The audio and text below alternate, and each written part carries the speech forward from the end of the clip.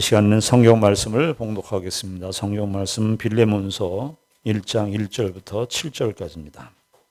그리스도 예수를 위하여 갇힌 자 된 바울과 및 형제 디모데는 우리의 사랑을 받는 자요 동역자인 빌레몬과 자매 아비아와 우리와 함께 병사된 아키포와 내 집에 있는 교회에 편지하노니 하나님 우리 아버지와 주 예수 그리스도로부터 은혜와 평강이 너희에게 있을지어다. 내가 항상 내 하나님께 감사하고 기도할 때에 너를 말하면 주 예수와 및 모든 성도에 대한 네 사랑과 믿음이 있음을 들음이니 이로써 내 믿음의 교제가 우리 가운데 있는 선을 알게 하고 그리스도께 이르도록 역사하느니라. 형제여, 성도들의 마음이 너로 말미암아 평안함을 얻었으니 내가 너의 사랑으로 많은 기쁨과 위로를 받았노라. 아멘. 우리는 지난주에 이어서 이 빌레몬서, 바울 서신 중에 가장 짧은 서신이죠. 그 짧은 서신에 있는 빌레몬서의 말씀을 함께 살펴보기를 원합니다. 우리가 1장 1절부터 7절까지 읽었는데 1장 1절부터 3절까지는 보통 바울의 그 수신 인사거든요. 편지를 보내는 사람의 자기의 입장과 편지를 받는 사람. 오늘날에 이제 카톡이라든가 이런 게 이메일이라든가 이런 게 돼서 사실은 그 정서가 많이 약해졌는데 손편지라고 하는 것이 참 중요해요. 옛날엔 손편지를 썼는데 연애편지도 손편지로 쓰고 자기의 진심을 꾹꾹 눌러 담아서 글에다가 그래서 자기의 글씨로 뭐 글씨를 잘 썼든지 못 썼든지 간에 친필로 이렇게 써서 편지를 보내는 것. 편지를 보내는 사람의 마음과 편지를 받는 사람의 마음이 이렇게 참 부드러워지고 그런 정서가 있었어요. 오늘날에는 옛날보다 기계 문명이 발전되고 그랬지만은 사람들의 이 정서, 마음의 이런 정서나 느낌이나 이런 것들은 점점 더 피폐해지고 황폐해지는 것이 아닌가. 좀 이렇게 시간을 들여서 이렇게 편지를 쓰고 상대방을 또 생각하면서 어떤 사물이나 또 사람에 대해서도 좀 깊이 관찰하고 그래서 그 사람과 그 사건에 대해서 조금 더 이렇게 깊이 생각하고 그동안에 보지 못했던 것들을 이렇게 또 보게 되고 그러면서 우리의 신앙의 정서나 또 인생이라고 하는 우리의 이 시간들도 좀 더 이렇게 좀 풍요로워지고 좀 더 깊어지는 맛이 있어야 되는데 요즘에 현대에 들어와서는 예전 사람들보다 뭐 다 똑똑하다라고 생각할지 모르지만 정서나 인간의 정서나 교감이나 또 이 삶에 대한 철학적 깊이라든가 이런 것들은 너무 부족하지 않나. 그래서 너무 표피적이고 그래서 반응도 너무 빠르고 그리고 사람의 얘기도 금방 안 들어요. 조금만 길면은 안 듣고 다른 이야기, 자기 이야기를 하고 그래서 그 건너뛰는 단계가 너무 이렇게 심해서 이야기를 진행할 수가 없을 때가 참 많아요. 처음부터 끝까지 듣고 그래서 다 끝까지 듣고 반응하고 그리고 그 사람의 이야기를 또 듣고 같은 이야기라도 조금 들어볼 수 있고 참 이 바울 사도께서 말이죠. 이 감옥에서 쓴 서신 아닙니까? 두 통의 편지를 아마 세 통의 편지를 보냈을 거라고 생각하는데 빌립보서, 이 골로새서, 빌레몬서를 아마 바울 사도가 직접 쓴 것도 있고 대필로 해서 쓴 것도 있을 거예요. 아마 디모데가 여기 1장 1절에 보면 디모데가 같이 갇혀 있던 걸 보면 이때 나이가 바울 사도는 꽤 나이가 들었을 거예요. 60이 넘었지 않았나. 감옥에 있으면서 고생도 많이 했잖아요. 고생도 많이 했고 그랬으니까 아마도 디모데에게 말을 해서 구술을 해서 디모데가 에게 적었을지도 몰라요. 그런데 나중에 보면은요, 그 바울이 내가 친필로 쓴다. 19절에 보면 나 바울이 친필로 쓴다. 이렇게 해요. 아마 19절부터는 바울이 구술로 하다가 바울이 자기가 친필로 이렇게 편지를 썼어요. 참 우리가 이런 서신들을 읽을 때마다 바울 서신을 읽을 때마다 참 하나님께서 우리 바울 사도를 통해서 우리에게 이 주는 교훈 우리가 다 이 하나님 서신의 양식이지만 그 그 서신이 하나님의 말씀으로 우리에게 보내는 편지와도 같은 거예요. 참 하나님의 섭리가 우리가 놀랍습니다. 그때 1세기 때 그 감옥에서 그렇게 있었던 바울이 디모데에게 구슬로 혹은 나중에는 친필로 쓴 이 서신이 20일까지 이렇게 전달이 돼서 우리의 영혼에 참 그 귀한 양식이 되는, 생명의 양식이 되는 그런 말씀을 우리에게 기록해 준 걸 보면은요, 그저 감사할 따름입니다. 근데 오늘 우리가 1장 1절부터 3절 바울이 쓴 개인, 이게 이제 편지를 보내는 사람과 편지를 받는 사람, 송신인과 순신인의 항상 이 패턴이 바울 서신에 항상 나오는데요. 우리가 좀 주목해 볼 단어들이 몇 개 있어요. 하나는 뭐냐면은 1절에 보면 우리가 지난번에 죄수에 대해서 생각했어요. 바울이 죄수를 자랑스럽게 얘기해요. 노예됐다는 건, 노예라는 말도 자랑스럽게 얘기해요. 그리스도의 빛이라는 것이 이런 것이에요. 내가 어떤 조건과 어떤 삶의 환경에 있을지라도 그리스도 안에 있으면 그것이 어떤 조건이나 어떤 형편이든지 자랑할 것이 있다는 거예요. 우리가 좀 그런 믿음의 담대함을 좀 가질 필요가 있어요. 우리는 사람들 사이에서 사람하고의 관계에서 너무 우리 자체가 어떻게 보여지는가, 내가 사람들 앞에 어떤 모습으로 보여지는가, 그런 것들에 너무 이렇게 영향을 받기 때문에 거기에서 슬프고 좌절하고 속상해하고. 그리스도 안에서 바울은 지금 뭐라는 거냐? 죄수를 자랑한다는 거예요. 그리스도의 죄수다 나는. 그리스도의 노예다, 그리스도의 종이라고 그러기도 하거든요. 둘로스라는 말, 죄수라는 말, 다 싫어하는 말인데 바울 자신이 나는 그리스도의 포로라는 말을, 노예라는 말, 이런 말들을 어떻게 이렇게 승화시켜서 얘기할 수 있을까요? 기독교를 말하는 거예요, 기독교를. 바울은 자기를 소개하는 거지만 사실은 누구를 소개하느냐 하면 그리스도를 소개하는 거예요, 그리스도를. 그리스도다, 나는. 우리 이제 또 바울 자신의 그리스도의 포로다 이렇게 얘기하고, 빌레몬에게 이제 붙이는 표현이 하나 있는데 동역자라는 말을 써요. 1절에 보면 그리스도 예수를 위하여 갇힌 자 된 바울과 및 형제 디모데는 우리의 사랑을 받는 자요 동역자. 이게 참 이례적으로 쓴 표현이에요. 동역자. 바울이 편지를 쓸 때 잘 안 쓰는데 동역자. 그러니까 이 빌레몬을 동역자, 함께 일하는 사람. 영어 성경으로는 코워커 혹은 펠로워커 이렇게 쓰는데 같이 일하는 사람이다. 동역자. 바울 서신 가운데 이제 이 15번 정도가 이 동역자가 나오는데, 로마서 1장서부터 15장까지 바울이 다 이야기를 하고 난 다음에 16장에 가면 바울이 문안 인사를 하게 돼요. 참 바울이 기본적인 예의가 참 중요한 거예요. 바울이 문안하라, 누구에게 문안하라, 누구에게 문안하라. 바울 서신에 보게 되면 한 80명에서 100명 정도 되는 사람들이 바울과 함께 썼던 사람들이 많은데, 바울이 많이 쓴 표현이 골라보니까요, 바울이 쓴 표현 중에 문안하라, 문안하라, 문안하라, 누구에게 문안하라, 문안하라, 문안하라, 제일 많이 썼어요. 문안하라, 문안하라, 문안하라.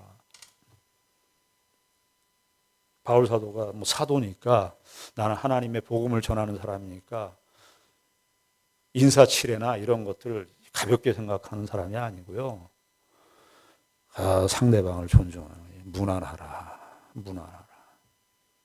근데 그 로마서 16장 3절에 보면은 이런 표현이 나옵니다.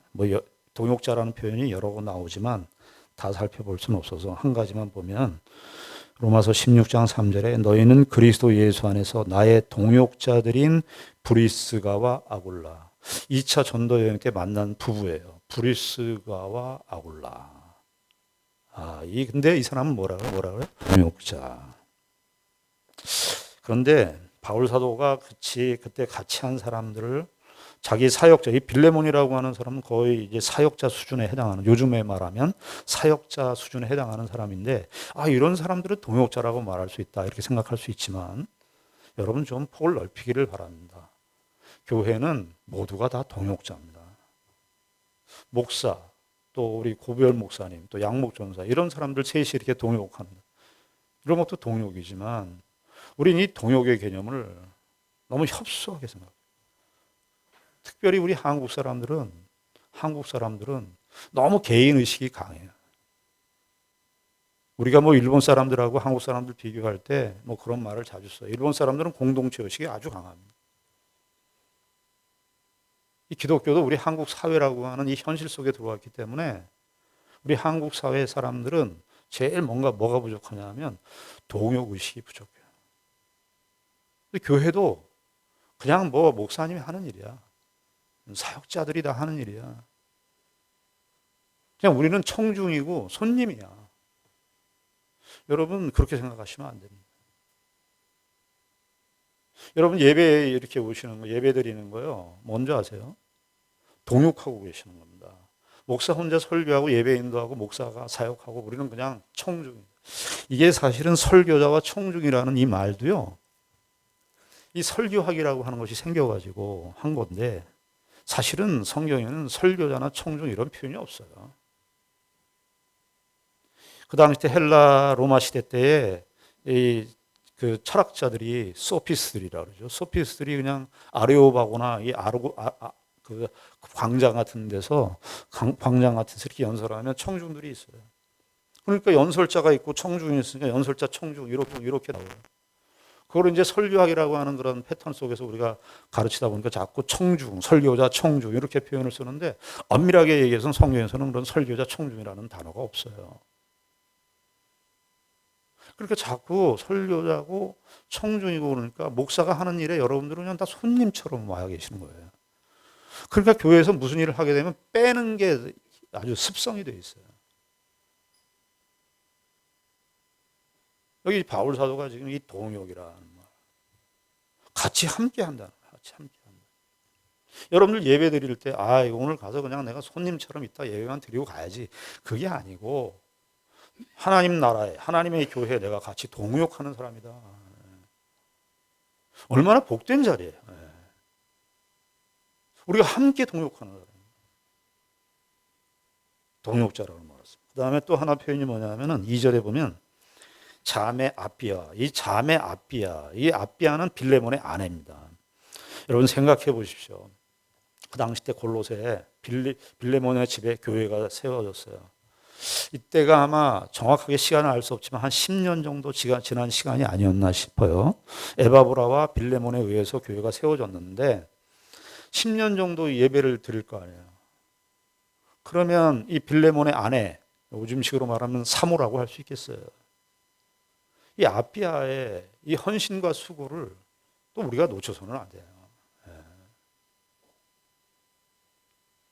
참 바울이 말이죠. 빌레몬의 개인에게 보내는 편지지만 빌레몬에게만 쓰면 되는데 뭐라고 쓰냐면은 빌레몬과 그의 아내, 그의 자매 아비아 다 얘기해 줘요. 아비아는 딱 한 번 등장합니다. 신약 성경에.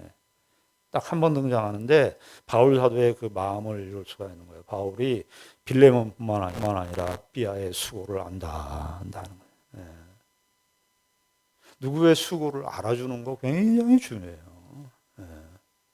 하나님이 다 은혜로 다 하셨지. 하나님이 다 하나님의 은혜 주셨으니까 자랑하지 말고 하나님의 은혜로 다 하셨지. 그거는요, 본인 자신이 각성하는, 본인 자신이 의식해야 되는 것이고, 그거를 혜택을 받는 사람들은 알아줘야 하는 거예요. 알아줘야. 자매 아비아.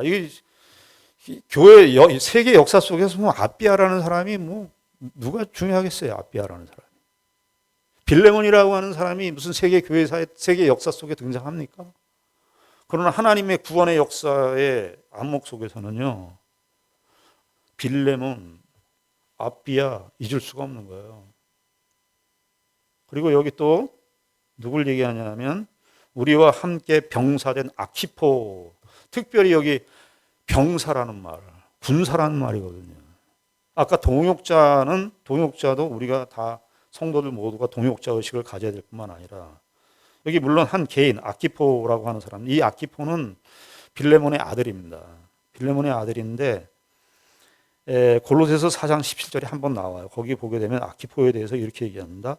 아키포에게 이르기를 주 안에서 받은 직분을 삼가 이루라고 하라. 그러니까 벌써 빌레몬의 아들을 바울이 골로새서 편지에 쓰면서 아키포에게 이르기를 주 안에서 받은 직분 이렇게 하는 걸 보면은 이 아키포가 아마 에바브라와 빌레몬처럼 나도 하나님의 사역에 우리 식으로 얘기하면 요즘에 목사, 사역자의 부름에 자기가 하겠다고 나선 것 같아요.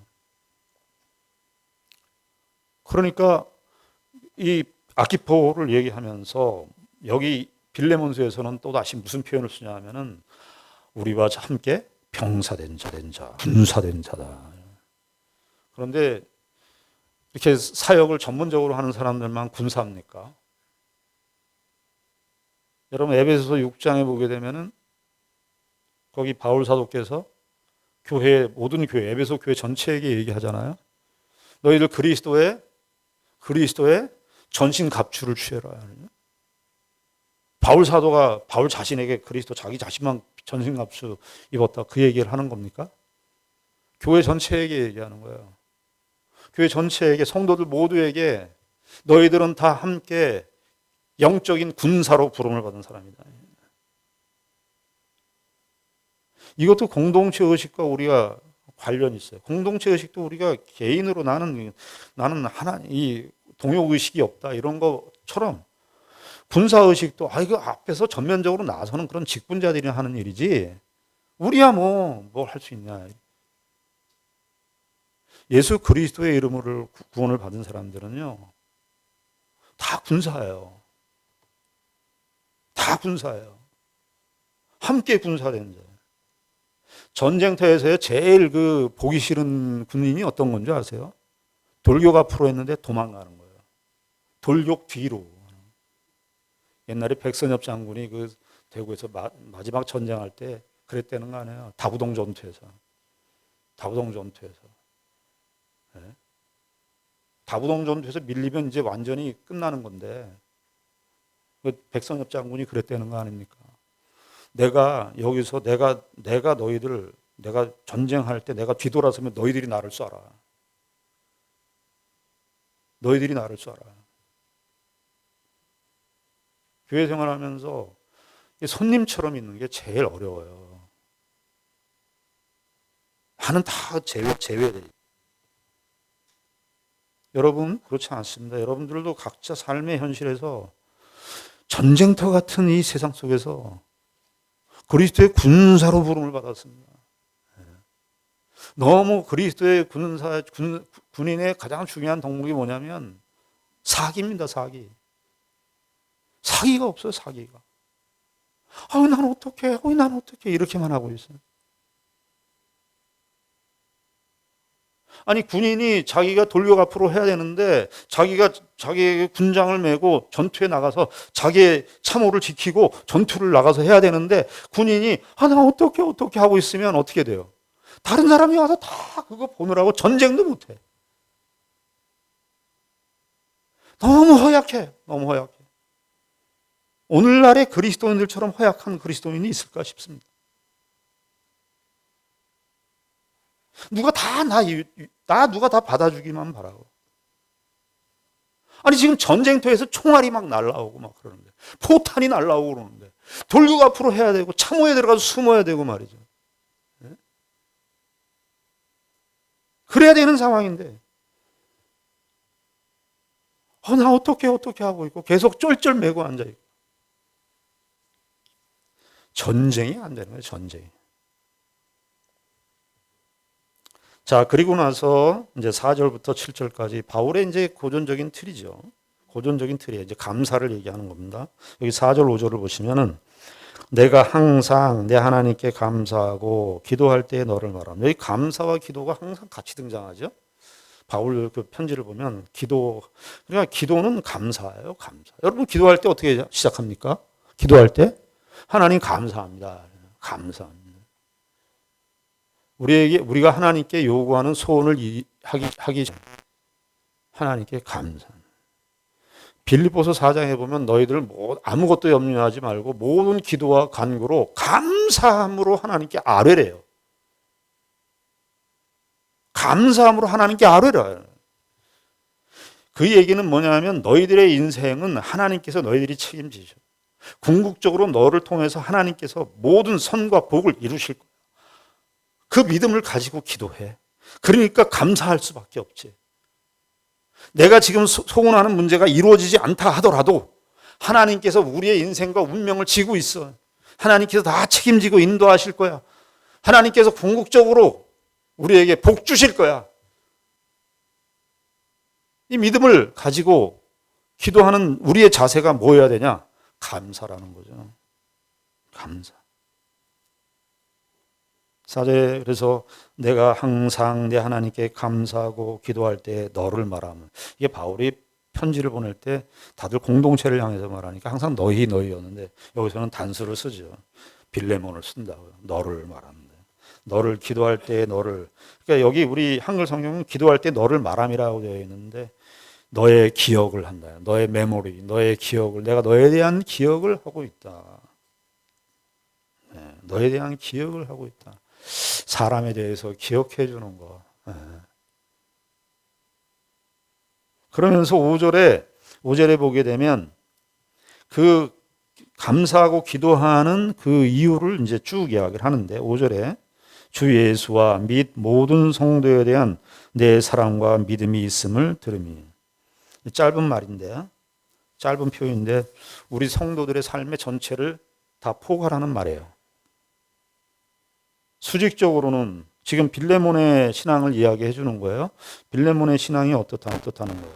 주 예수와 한 대상이 주 예수가 있고 또 한 대상은 모든 성도가 있어요.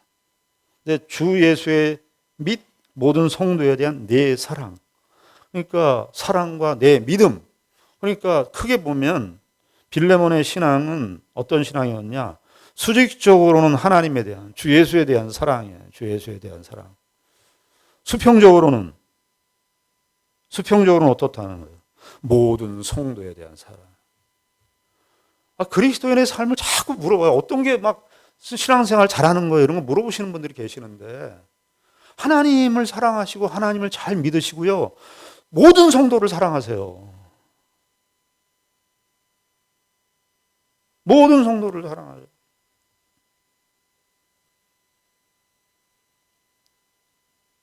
이게 빌레몬에 대한 바울의 신앙의 평가이기도 하지만 우리가 신앙생활을 할 때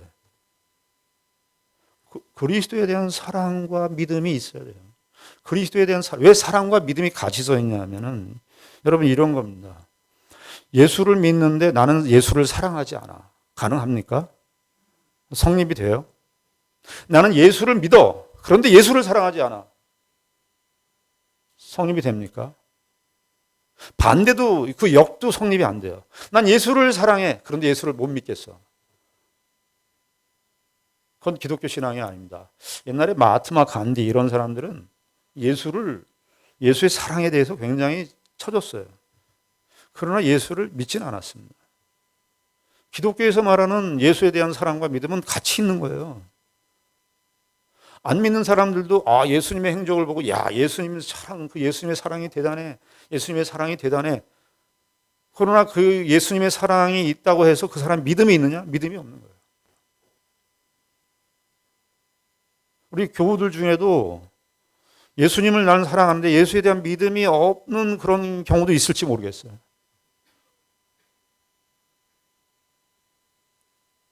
예수에 대한 믿음과 예수에 대한 사랑은 같이 가는 거예요. 그런데 이 예수에 대한 믿음과 사랑이 바울 사도가 지금 같이 병렬해서 모든 성도에 대한 사랑과 믿음 같이 쓰는 거예요.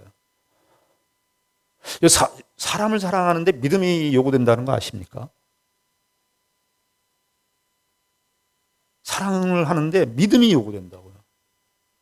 그 상대방에 대해서 그 상대방이 물론 사람의 이제 개인적인 인격과 신앙의 이해와 경험과 이런 것들의 상황에 따라서 그 사람을 이해하는 폭이나 반응이나 이런 것이 다 달라질 수 있지만 성경에서 말하는 인간에 대한 사랑은요, 믿음까지를 다 전제하는 거예요. 그 사람이 어떤 형편, 어떤 한심함, 어떤 부족함을 보일지라도 하나님께서 그 영혼을 인도하실 것이라는 그 믿음,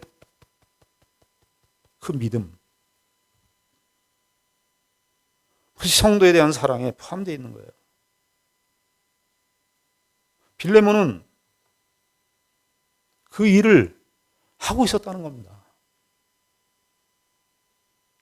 그러면서 6절에 뭐라고 얘기하냐면 이 6절이 아주 이제 중요한 말씀인데 이로써 자, 너희가 그렇게 빌레몬 네가 그렇게 주 예수 그리스도의 사랑과 믿음, 성도에 대한 사랑과 믿음 이렇게 네가 있으니 이것 때문에 내 믿음의 교제가 이 코이노니아라는 말을 쓰죠. 믿음의 교제가 이 믿음의 교제라는 말은 이렇게 볼 수 있어요.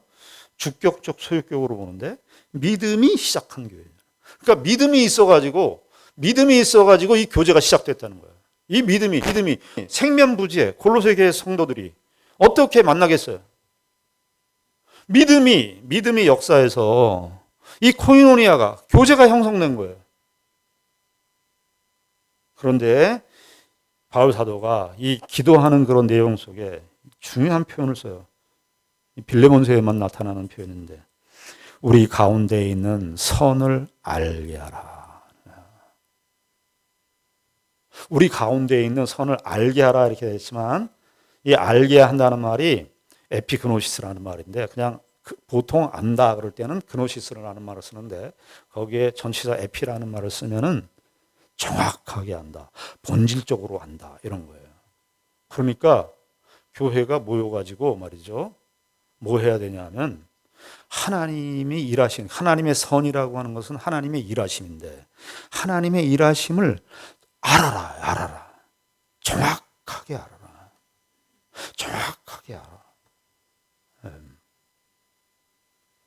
여러분 한번 생각을 해 보십시오. 하나님의 선, 이 골로새 교회 생각해 보십시오. 골로새 교회 누가 하셨습니까?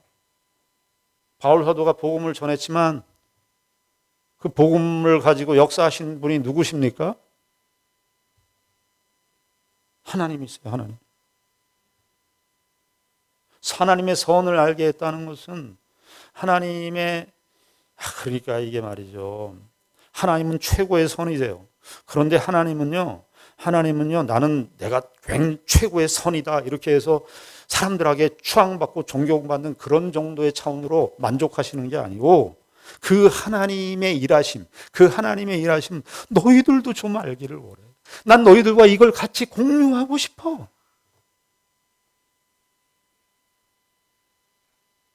교회 공동체가 모여서 하나님의 일하심을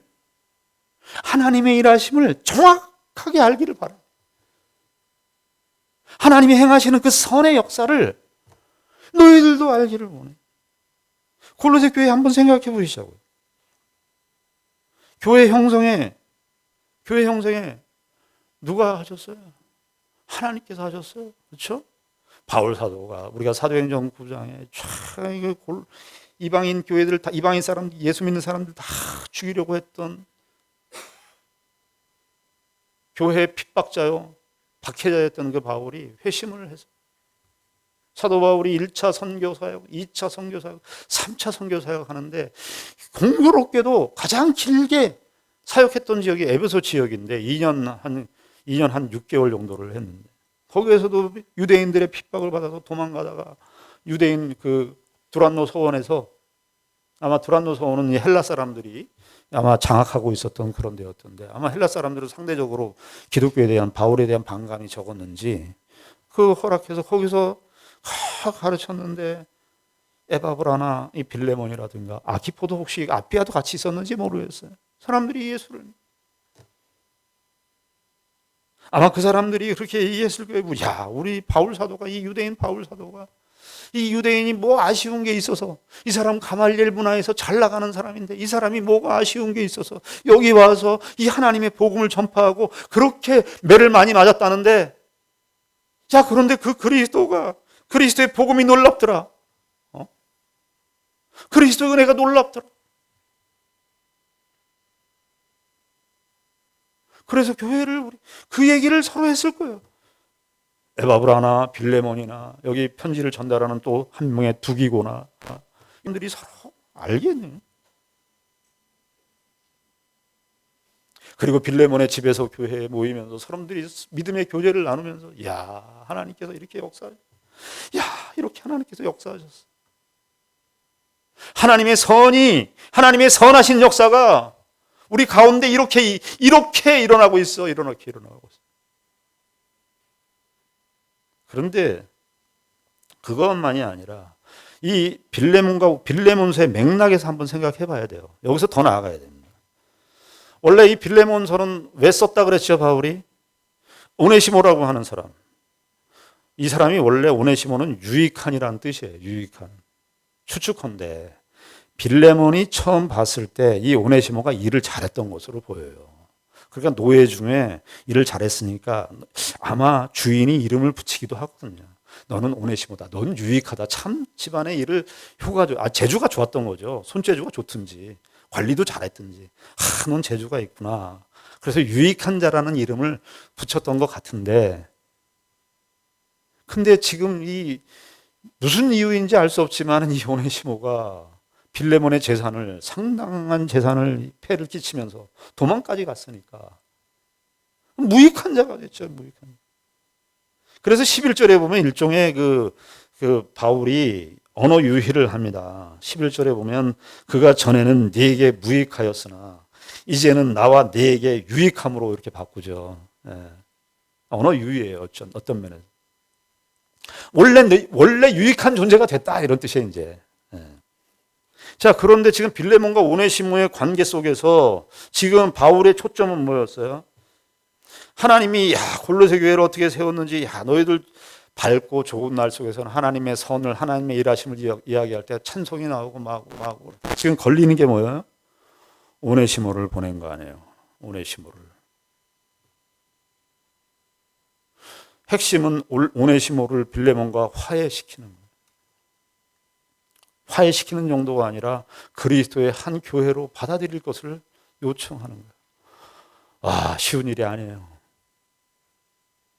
근데 바울 사도는 이 표현을 쓰면서, 이 6절에 있는 이 말씀을 쓰면서 우리 가운데 있는 선을 너희들이 정확하게 알기를 바라는데, 그것은 뭐냐 하면 그리스도 안에서 형제를 받아들이고 형제를 용서하는 이 과정 속에서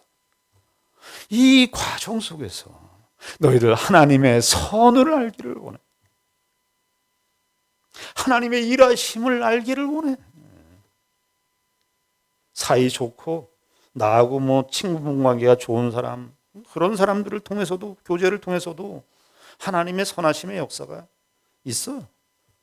그러나 지금 바울 사도가 지금 이야기하는 것은 그 정도의 차원이 머무는 게 아니라 형제의 잘못과 형제의 실수를 받아들이고 용납하는 이 관계에서 하나님의 선하신 역사를, 하나님의 선하신 역사를 정확하게 알기를 바란다. 우리가 주님께로부터 주님의 선하신 인도하심으로 우리가 구원을 받았는데, 주님의 선하신 구원의 역사는 어디에서 절정을 이루는가요? 십자가에서 우리의 죄를 용서하시고 우리를 하나님의 자녀로 받아들이시는 이 선, 이 선을 우리에게 보여주셨지 않습니까? 우리 교회가, 저희 교회도 여러 가지 일들이 있고 다 관계들이 있고 갈등들이 있고 문제들이 있고, 그러나 여러분, 하나님께서 지금 이 하나님께서 우리 가운데 선하시게 역사하시는 그 선의 역사를 우리가 좀 정확하게, 하나님 우리의 지식이 좀 정확하게, 우리도 같이 그것을 공유할 수 있도록,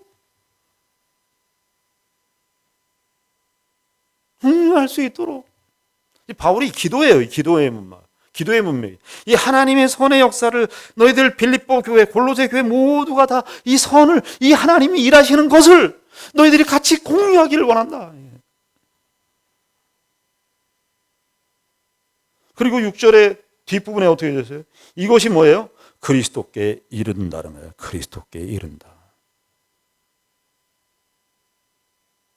정확하게 단언해서 얘기할 수 없지만 사이가 좋고 모든 것이 밝은 날에 있는 그 관계성 속에서만 사시면은요, 그리스도께 잘할 수가 없어요. 지지고 볶고 속상하고 에이 이게 뭐야 하는 그 처절한 외마디 같은 비명 속에서 그리스도 잘 알아요.